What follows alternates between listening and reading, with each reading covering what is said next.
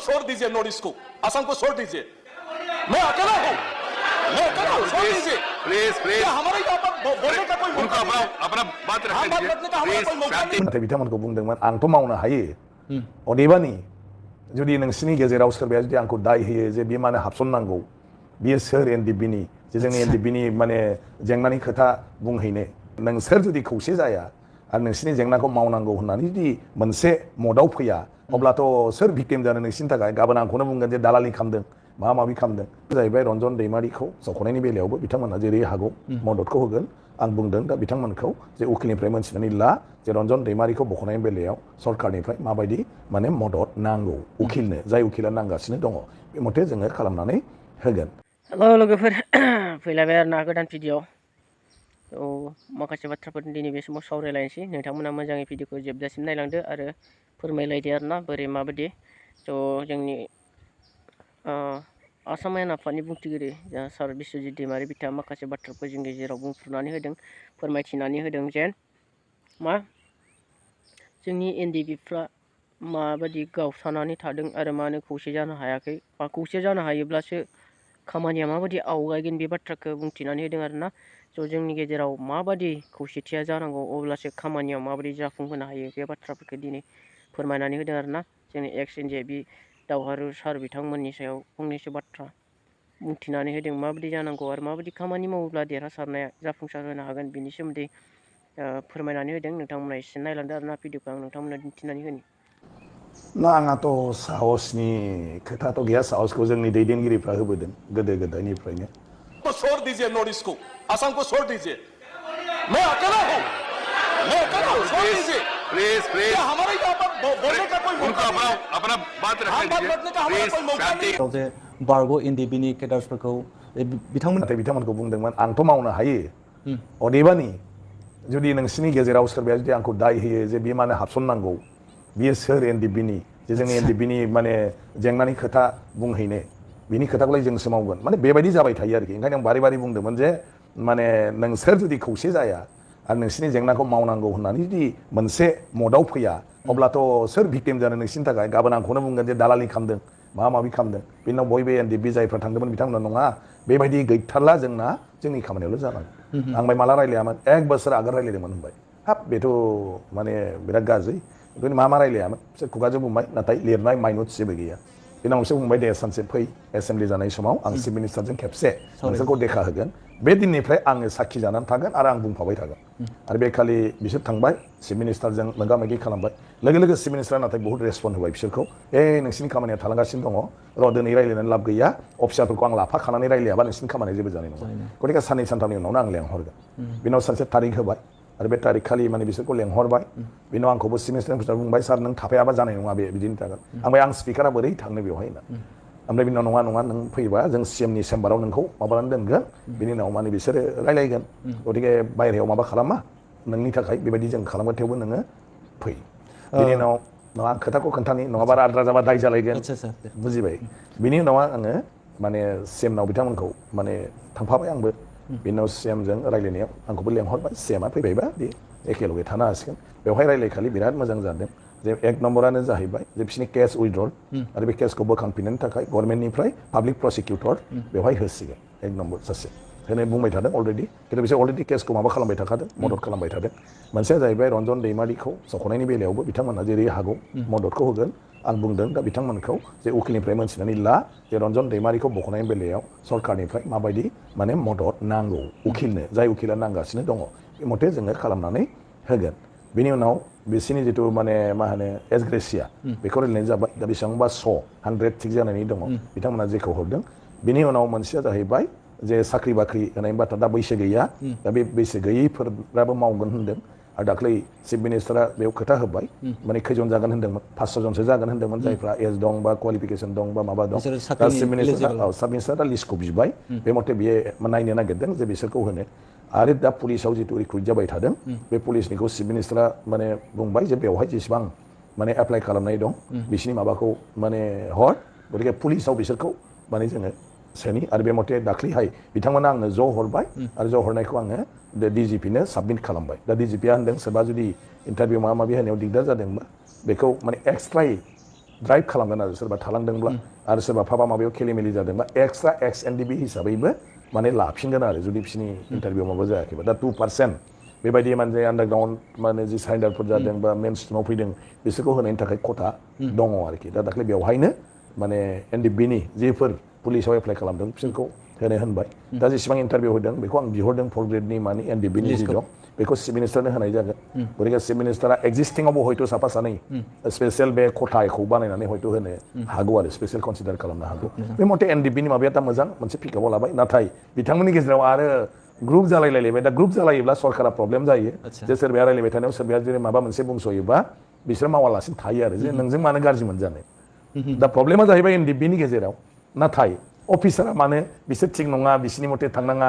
आरो बिसोरबो नङा जोंसो आसल बेखौ अफिसारा मानो खोनासंनो ओंखायनो अफिसारफ्रा बुंगोन मन्थ्रिया बुंगोन चिफ मिनिस्टारा बुंगोन नोंसोर आगोलावनो ज' जानानै फै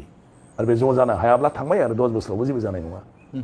ओंखायनो जि लाइनजों खारबाय थादों बेजोंनो थांनांगौ जोंनि पारपासा जानांगौ जोंनि एनडिबि बिदा फंबायफ्रा फुललि फ्रि जानांगौ खारन केसआ सासे मानसिनि जिबनखौ धंस' खालामो दिनैथ' आन्दलन गैला संगठन गैला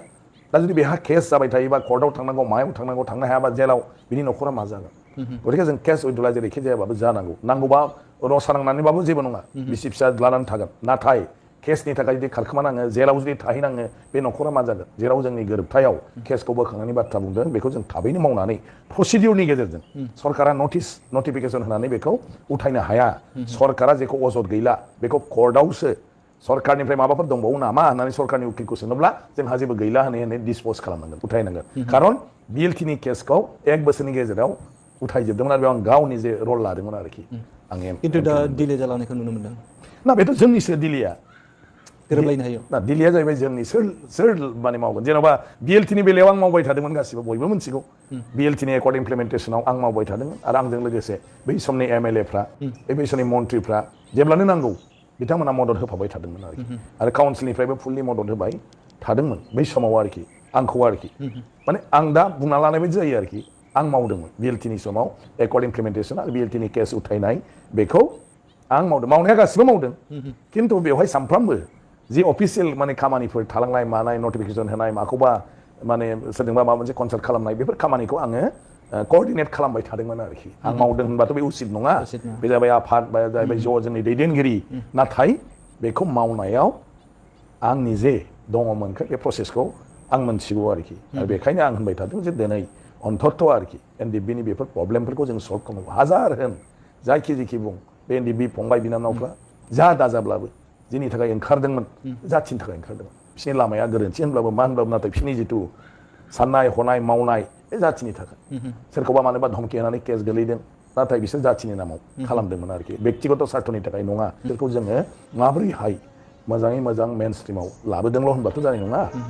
साभाबिक जिबन जात्रा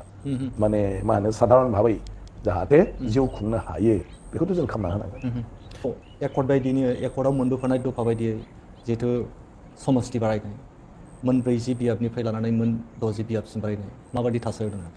ना समष्टिनि बियाब बारायनायनि बेलायावथ' दा माने माने मा होनो बड'लेण्डनि सिमाखौ थिग खालामनांगोन बड'लेण्डनि सिमाया दासिमबो फाइनाल जाबाय होननानै दाबो फोसावाखै दा कमिसन आरो बर' फरायसा आफाद आरो सरकार रायलायगासिनो दं दा गफुरा हाबबाय नटिफिकेसन गफुरखौ दा उदालगुरि जिल्लाजों नटिफिकेसन होनानै दं गेजेराव अफिसियेल खामानियाव गोबां जेंना जादोंमोन खारन गफुरनिफ्राय उदालगुरियाव बोरै फैनाय दा बेखौ टेम्परारिलि चिफ मिनिस्टारखौ बुंहोनानै चिफ मिनिस्टारा आपातत' गफुरावनो मावथ'बाय थाथों गफुरनि अफिसारफ्रानो मावबाय थानांगौ होननानै बिथोन हरनायखाय दा थाथ'फिनबाय खारन गफुरखौसो नटिफिकेसन होदों बिस्वनाथनि माखासेखौसो होदों अदेबानि माने जोंहा ढेकियाजुलिनि गामिफोरखौ बड'लेण्डआव दाबो नटिफिकेसन होनाय जायाखै आरोखि बे राङापाराथिं बे गोलैबाय गफुरासो नांनानै दं दा जोंनि बड'लेण्डनि जि गोरोबथामोन आगोलाव आरो 6 सिडुलाव जेब्ला सोनाय समाव बे जाबाय बड'लेण्डआ मोनसे एरिया जागोन आरो बे एरियायाव कन्टिगिटि थानांगोन आरोखि गामि हाबोब्ला माने नांजाबनांगोन आरोखि जाम्पिं जानो मोना बेसेबां माने सेटेलाइट जानो मोना नाथाय दिनै जिथु माने गामि सोनायनि खामानि बेवहाय दासिमबो सेटेलाइट जानानै दं सेटेलाइट जानानै थायोब्ला इन प्रिन्सिपल बड'लेण्डआव खुनु गामियानो माने बिदि थानो मोना आरोखि माने सेटेलाइट जानानै थानो मोना दा बे गामिया जेब्लासिम नांजाबजासे जाया अब्लासिमथ' फाइनाल जानाय नङा आरो फाइनाल जायोबा सेटेलाइटआ इन प्रिन्सिपल होनो हाया आरो बड'लेण्डआ जुदि दा सेटेलाइट जायोब्ला अब्ला इयुनाव कमिसन दायै दानि थाखानाय बड'लेण्डनिफ्रायबो गुबुन गामिफोरखौ दानख'बाय थानाय जागोन आरोखि बड'लेण्ड जुदि सेटेलाइट जायोब्ला माने बर' कसारि वेलफेयार अट'नमास काउन्सिल मिसिं काउन्सिलफोर बायदि सेटेलाइट जायोब्ला अब्ला बड'लेण्डनि जायखिजाया गामिखौनो जेराव बर' गैया बेखौ सोरबाया दाबि खालामोब्ला गभर्नरा कमिसन दानानै माने बे गामिखौ दानख'नो हायो दा बेखौबोथ' रावबो बर'फ्रा मानिनाय नङा आं सानो आरोखि माने खिन्थु ओंखायनो दा बे गामिया जेब्लासिम फाइनेल डिसिसनाव फैया अब्लासिम समस्ति दाफामफिननाया जागोन ना जाया आरो बिसोरखौ गारनानै जुदि समस्तिखौ दाफामफिनो बिसोर मानिगोन ना मानिया माने जायफ्रा माने लेथें पेथें सेजानानै दङ आरो दा गहपुरा जुदि सेटेलाइट थानो हायोब्ला आरो अब्लाथ' रङिया नलबारि आरो माने दरंफ्रावबो आरो नैबे जोंहा मा होनो बङाइगावआवबो गोबां बर' गामिफोर दं आरो बिसोरबो दावराव जालायगोन जे गहपुरा थानो हायोबा जोंखौलाय सेटेलाइट मानो दोननो हाया दा ओंखायनो जेब्लासिम BTC आव गामि सोसननाया BTCनि बा बड'लेण्डनि गामि सोसननाया जेब्लासिम फाइनाल जाया अब्लासिम समस्ति दाफामफिननाया जागोन ना जाया दा बड'लेण्डनि बिसायख'थिखौ गहपुरफोरखौ गारनानै खालामग्रोगोन नामा मोनसे खोथा थाहैबाय जुदि दाफामनानै खालामोबा आरो दाफामालासिनो खालामनायावबो बे खोथा थाफैसै आरो नटिफिकेसन जाबाय बड'लेण्डआव नटिफिकेसन जाबाय नालाय 2025 मायथाइनि बिसायख'थियाव BTCनि साफ्रोम नागरिकानो भट होनो मोननांगौ आरो मोनफ्रोमबो जायगायानो BTCनि बबेबा नङा बबेबा समस्तियाव थानांगौ दा अब्ला गहपुरा दिन्दां जानानै थायोबा बिसोरखौ बबे समस्तिजों सरजाबनो आरो दा गहपुराव जि गामि हाबदों गहपुर एलेखा बिश्वनाथ बा बेफोर एलेखायाव बे गामियाबो ज' नङा माने बबेबा दतमायाव मोननैसो हाबबाय बिनि उनाव नोङो सेरफांगुरियाव मोननैसो हाबबाय बिनि उनाव नै बनरगावआव मोननैसो हाबबाय बेबायदि आरोखि एखेलगे नङा बेफोर जाहैबाय बर' पपुलेटेड एरिया बे हिसाबै होदों नाथाय बे गामिया नांदेरनांगोन दा चिफ मिनिस्टारखौ आं सोंदोंमोन चिफ मिनिस्टारा होनदोंमोन नङा माने जेरैखि जायाब्लाबो बिसोर बुंदों फरायसा आफादा बुंदों बे लिस्टआ माने कन्टिगिटि जागोन आरोखि नाथाय कन्टिगिटिया दाबो जितु मा होनो उदालगुरि जिल्लानि सानजा सिमा बे सानजा सिमानिफ्राय जालाङाखै आरोखि सिमा बारायनाया गतिके बेसिम नांफैनाया फाइनाल जाब्लासो आं सानो गोदान समस्तिजों इलेक्सन बानायनाय बा गोजाम समस्तिजोंबो इलेक्सन फाथिनायनि बाथ्राया फैगोन आरोखि दा आं सानो मानाव गेदेर प्रमद बर' बा मानाव गेदेर दिपिन बर' बिथांमोना बेफोरखौ निस्सय कनसार्न बेखौ मोनथिगौ आरो बिथांमोना जेसे हागौ नाजागासिनो दं आरो सानो जे 25 मायथाइ इलेक्सननि सिगां हयथ' बेफोर जोबगोन खोमा आरोखि मा रायलायबाय थादों आं मोनसे दा मात्र स्टेटासखौ आं खोन्थादों आरोखि मोनसेया जाहैबाय बड'लेण्डआ माबायदि जानांगौ कन्टिगियास जानांगौ थारमाने सिमाया आरोखि बेखौ दिनै जुदि गोदान डिसिसन लानानै बड'लेण्डआ माने दांख्ल' दुंख्ल'बो जाजायो होनोबा बे आलदा बाथ्रा दा जोंनि दैदेनगिरिफ्रा जायफ्रा बेखौ दा मावगासिनो दं बिथांमोनासो बेनि सायाव बुंनो हागोन जे बिथांमोना इयुननि बड'लेण्डखौ माबायदि खालामनानै लाखिनो नागिरदों बा दानि जिथु सावरायबाय थानाय बे सावरायनाया माने माबायदि आवगायदों बेखौ बिथांमोनासो मोनथिगोन गतिके आं जास्ट जेखौ मोनथिगौ दा सरकाराव थानानै आरो माने मा होनो जोंनि माने आङो उदालगुरिनि MLA गतिके उदालगुरि DC बिथांमोनजोंबो रायलायबाय थानाय जादों बिथांमोना आंखौ दिगदारखौ खोन्थाबाय थादों जों बोरै गहपुराव थांनानै मा नायनो हानो गहपुरनि मानसिफोरखौबो जों बोरै लेंहरनो माखासे खामानिखौ जों बोरै मावनो दा बे जोंनि उदालगुरि डिस्ट्रिक्टआव जागासिनो दं माने उसुबिदा नुजादों BTCनिफ्रायबो बिथोन हरदों उदालगुरिखौ जे माने गहपुरथिंनिया आरोखि बबे खाथि जायो दा खाथियाथ' माजबाद माने सार्कोला खाथि जायो आरो माजबाद थानाया खाथि जायो दा माजबादनिफ्राय बोरै नों गहपुरखौ नायहरनो थानाया माजबादनिफ्राय बोरैहाय सार्कोल अफिसा गहपुरखौ नायहरनो आरो गहपुरा जुदि बिश्वनाथजोंनो थायोब्ला बे बड'लेण्डआव थानाय थायैजों मा जाहैयो माने प्रब्लेमा आंहा जेबो अजद गैया मा जेखौ डिसिसन लायो बर' फरायसा आफादा जेखौ डिसिसन लायो जोंनि बड'लेण्ड सरकारा जेखौ डिसिसन लायो बे मोनसे डेम'क्रेटिक गणतान्त्रिक जास्ट दिनै आङो मात्र बड'लेण्डनि कनसेप्टखौ आं मोनथिगौ नालाय आरो बे BTC दानि बड'लेण्डआ सांबिधानिक भाबै आरो संबिजितजों 2003 मायथाइयाव दाजानाय नालाय बिनि एक्ट बे आयेनगत नालाय गतिके बेखौ आं मोनथिगौखाय आं बुंदों आरो जे बड'लेण्डआ माने कन्टिगियास एरिया जानांगौ आरोखि ओंखायनो बेवहाय एडमिनिस्ट्रेटिभ लेजिस्लेटिभ आरो एक्जिकिउटिभ पावारखौ होनाय जादों नों प्रसासन खालामनांगौबा खुंनांगौबा नोंहा मोनसे एलेखा थानांगौ ना थानाङा दा खालि बर' गामिल' खिन्थु एलेखा गैया नों माब्रै बेवहाय सासन सालायनो सासनखौथ' नों सालायनो हाया बे कनसेप्टआवनो जे बड'लेण्डआ मोनसे एरिया जागोन आरोखि कन्टिगियास एरिया बे लेथेर फिथेर जानाय नङा आरो खिन्थु दा आथिखालावबो बेनो फाइनाल होनोबा लेथेर फिथेर जानानै थागोन नाथाय बे संबिधानिक भाबै बेयो जानो हानाय नङा सोरबाया बेखौ चेलेन्ज खालामोब्ला बेखौ आसाम गभर्नमेन्टआ माने सारेन्डार खालामफिनगोन आरो जुदि चेलेन्ज खालामा थाबायबा बड'लेण्डआ सेटेलाइट जाबाय मा इन फिउचार बड'लेण्डखौ जिखुनु समावनो जायखिजाया सरकारा माने गामि दानलाय सोलायखौ खालामफिनबाय थानो हागोन आरो अब्ला दानि जिथु थाखानाय बिटिसि बिनि गामियाबो दानख'जानो हागौ आरोखि उनाव बेयाव जेबो गिदिर बाथ्रा नङा गणतन्त्र बर'फोरनि खोथाखौ खोनासङोबा मालायनि खोथाखौबो खोनासंनांगोन आदसा सरकारा बयनिबो संबिजिदा बयनिबो मोन्थायखौनो नायगोन गतिके जों माबोरै मोजाङै बयखौबो गोरोबनानै सालायनो हायो बिनि सायाव सोनारगोन आरोखि ओंखायनो बे बड'लेण्ड बासिफोरनि बाथ्राजों राजखान्थियाथ' जों सानसे दं साननै दं दिनै सोरबाया भट होदों थाबाय गाबोन भट होला जोब्बाय अदेबानि बड'लेण्डआथ' रायजोनिसो गतिके रायजोआ मा डिसिसन लायो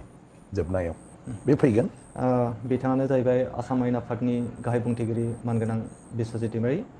डेम'क्रेटिक खौराङाव जोंजों गोनां बाथ्राखौ बिथाङा शेयार खालामदों बा फोरमायना होदों आङो जोबथा समाव आङो बेखौसो बुंगोन जिहेतु बिटिसि गोरोबथायाव जेरैबायदि जोङो फसंथानफोर मोनबोदोंमोन आरो लुफुंजाबायबो फ्राय आरो बिनि बेराफारसेथिं जे बिटिआर गोरोबथायाव जोङो गोबांथार बेबायदिनो दफा बायदियै फसंथानफोर मोननो हादोंमोन जेरै एनआइटिनि बाथ्रा मख'नाय दं रिम्सनि बाथ्रा मख'नाय दङ बेयाव स्पर्ट्स इउनिभारसिटिनि बाथ्रा रायखांनाय दं बेयाव रियेल कस्ट फेक्टरिनि बाथ्रा रायखांनाय दं बेयाव नाथाय दिनैसिम बेफोर लुफुंनाय बा बानायनायखौ जोङो नुनो मोनाखै जाहोना मा बबेयाव थालांगासिनो दङ आं बेखौनो होनगोन जाहोनखौथ' दुलाराय बर' फरायसा आफाद आरो जोंनि दा बड'लेण्ड सरकार बे मोननैयासो मोनथिगोन दे बबे जाहोननि थाखाय बबे जेंनानि थाखाय बेफोरो दा आवगायनो हायाखै बे खामानिफोरखौ आरोखि ओंखायनो आं सानो सरकारा जिखिनि बाथ्रा होदों दिनै बयबो दंजोबो नरेन्द्र मदि मानब गेदेर बिथाङा प्रधान मन्त्रि अमित शाह बिथाङा हम मिनिस्टार आरो दिनैहाय बै समाव सर्बानन्द सन'वाल मानब गेदेर बिथाङा गिबि मन्त्रिमोन आरो दिनैहाय डक्टर हिमन्त बिश्व शर्माया गिबि मन्त्रि अदेबानि होनब्लाबो बर' गोरोबथायाव माने बिथांनि बिफावानो